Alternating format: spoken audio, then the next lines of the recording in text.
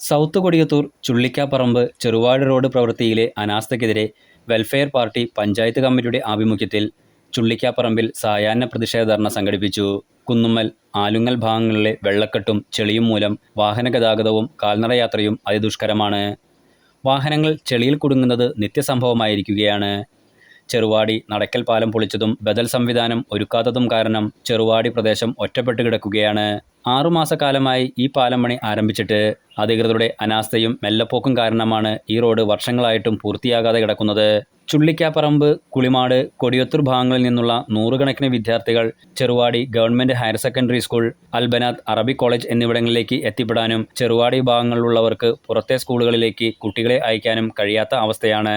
ധർണ welfare party സംസ്ഥാന committee അംഗം അസ്ലം ചെറുവാടി ഉദ്ഘാടനം ചെയ്തു. Panchayat committee president KT Hameed അധ്യക്ഷത വഹിച്ചു.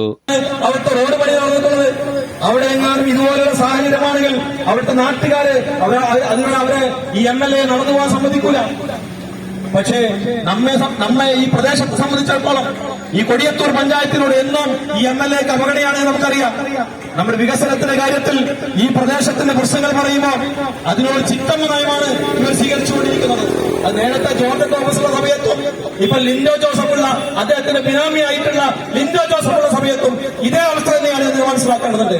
അതുകൊണ്ട് ചെറുവാടിയിലെ നാട്ടുകാരോട് നമുക്ക് പറയാനുള്ളത്, നമ്മളിങ്ങനെ കൈയും കെട്ടി നോക്കുന്ന പോരാ, ഇതിനെതിരെ അതിശക്തമായ പ്രതിഷേധം ഉയർന്നു വരേണ്ടതുണ്ട്. ജില്ലാ secretary KD Anwar, ward member KG Seenath, Rafeeq Kuttiyode, PK Hajara തുടങ്ങിയവർ സംസാരിച്ചു. Enlight news, Mukkam.